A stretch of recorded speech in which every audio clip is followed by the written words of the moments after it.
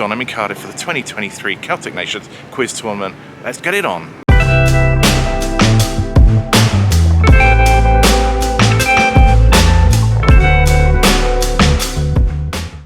Just over a decade ago, Welsh, Irish and Scottish quizzers were fed up of never being competitive at the European Quiz Championships.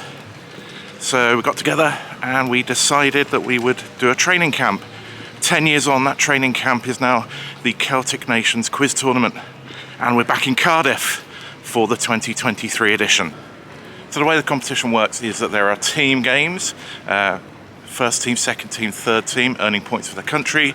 There's an individual contest where the top players from each country earn points depending on their positions, and there's a pairs tournament.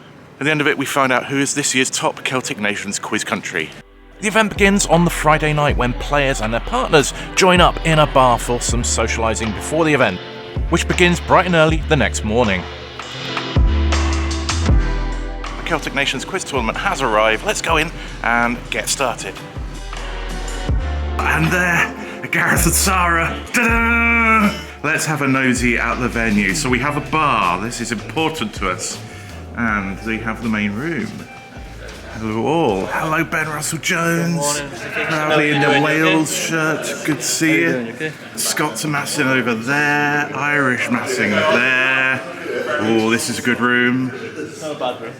How are you feeling about it, Ben? First Celtic Nations? Very nervous. I've got big butterflies in my stomach. Yeah. Good. You need that edge. You need that edge. The Celtic Fringe. Hello, Sarah. How are you doing? Good. How are you? I'm good. Are you excited to be taking part today? It is very excited to be bringing a Cornish team to this for the first time. Scottish ranks here. Mark Ray looking really up for it today. Fired up. Was it a long night, Mark? Not really. I know. He always looks like this. Yeah. Team Ireland, how are you feeling? With the last few registered, it was time for the event to start. Morning everybody, thank you and welcome to the 10th anniversary 2023 Celtic Nations Quiz Championships.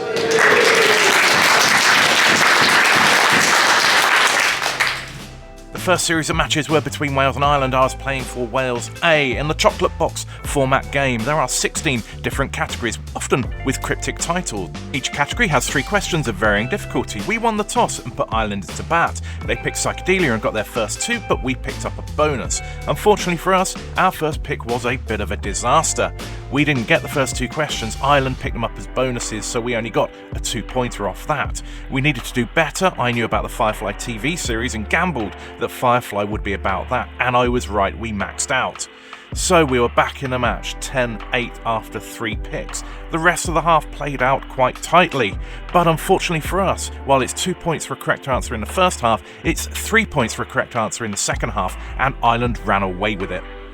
The first game over against Ireland and well beaten. And now we are waiting for everybody else to come back, and then we're going to be doing the individual competition. We would face 100 questions and 10 tiebreakers. The questions range from the accessible to the, quite frankly, stupendously difficult. My best get of the day was about a woman in tiebreaker 1 who we'd covered in a Quiz Academy video before, but I had to fall back on all my tricks to try and fish the answer out. I knew it was somebody of the Maroons, so I knew the word association would come into play. I went through the letters of the alphabet and N rang a bell. Then Nanny or Nan came to mind. And I put Nanny of the Maroons as the correct answer. Check out this video for more on those techniques. As the scores came through, I was in mid-table with 65 points, while the winner was Jonathan Gibson with 82. I asked Paddy from Team Ireland how he'd done. You know, I'm pleasantly surprised, Gareth.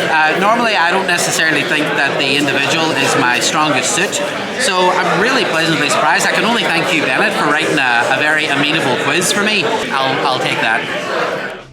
At this point, the Irish had a narrow lead over Scotland, with Wales in third.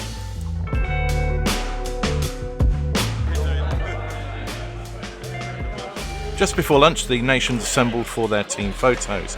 There was some singing, but unlike Only Connect, we won't be showing you that.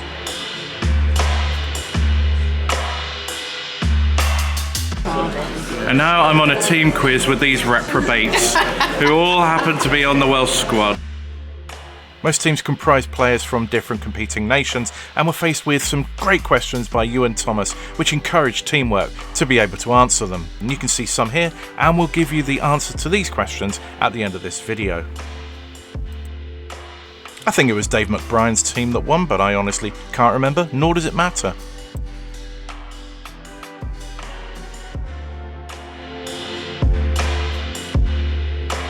Next up is the pairs competition, and my pair is Thomas Hart, hello, who you may well remember from Quizzer in a reasonably simple quiz. It is a flashback, Thomas. But we're going to be doing our best to quiz when we've got that on the other side of the table from us. Not distracting at all. So not distracting at all, but we'll see what we do. And how we did was finish mid-table while Jonathan Gibson and Jack Pollock took the honours at the top.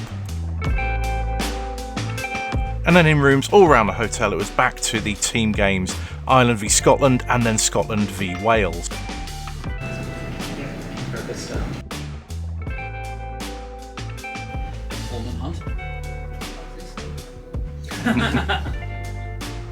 And it was a strong start for Scotland, who won 3 out of 4 matches against Ireland and shared the spoils with Wales, but took the top 2 bracket matches.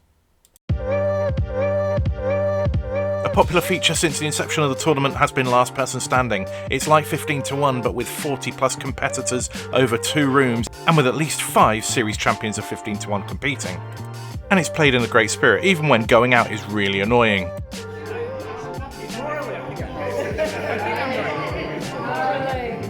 With players of this calibre, it took a long time to get it down to just 3, but eventually we did, and those 3 were reigning Brain of Britain, Sarah Trevarthen from Cornwall, Elsa Watson, former series champion 15-1, and Dave McBrien, former series champion 15-1 and former mastermind.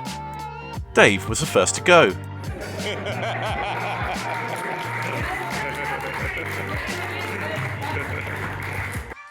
And then we got to a point where Sarah was agonising over an answer, Elsa was praying, and we had our winner. No, that's not rabbits, nationwide.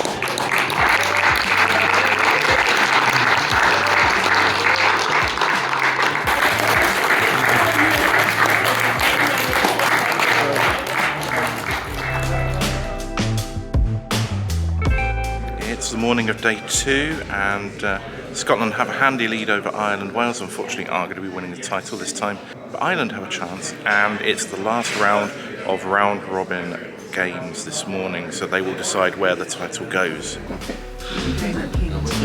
Bransman. It's correct. Chatterton. It's Thomas Chatterton. David Miller. That's correct. For Tom. Nixon. Correct. David Crosby. Correct for 2. Sam Duxbury.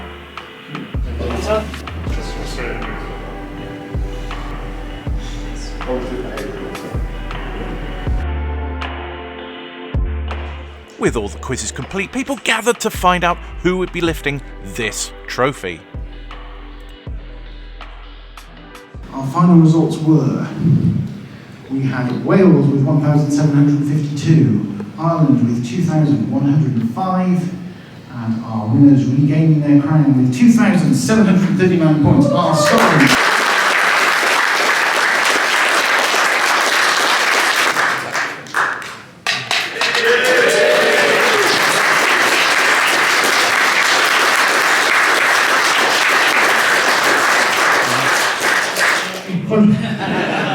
First of all, I would like to say a massive thank you to Gareth and everyone from Wales who has put in such an absolutely tremendous event.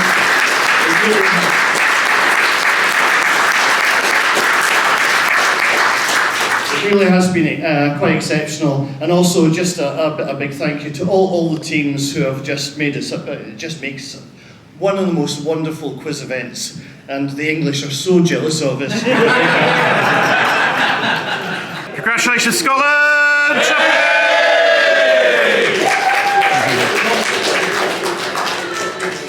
Your thoughts on the tournament this weekend? Well, it's been an absolutely fantastic tournament. It's always a brilliant tournament, but I think this one's really been quite exceptional. It's been great to have the numbers of people participating after the COVID years, and I think from a particularly Scottish perspective, most important thing is to see such tremendously good young quizzers coming through. Some who have been played in a couple of Celtic Nations before, some of whom are taking part in their first tournament, who have all really stepped up to the plate and been absolutely fantastic.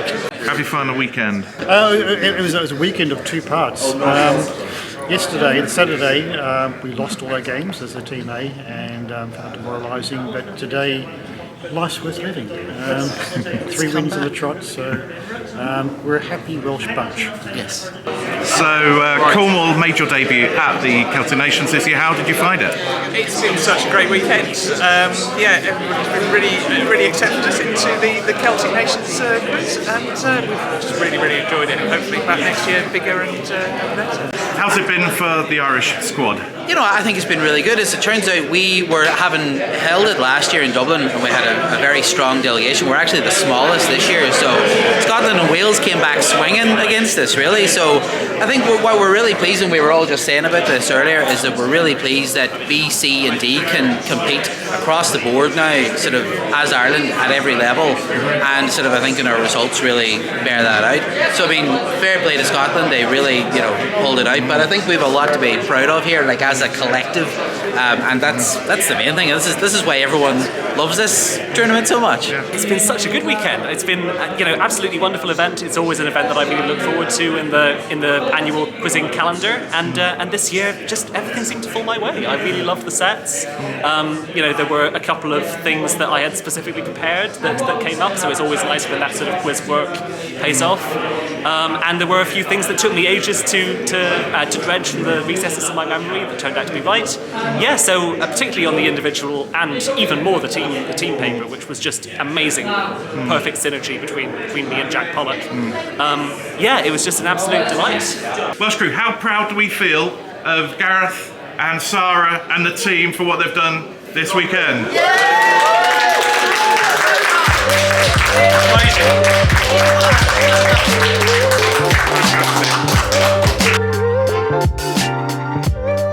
So it's the morning after the tournament before, and how do you take stock of it?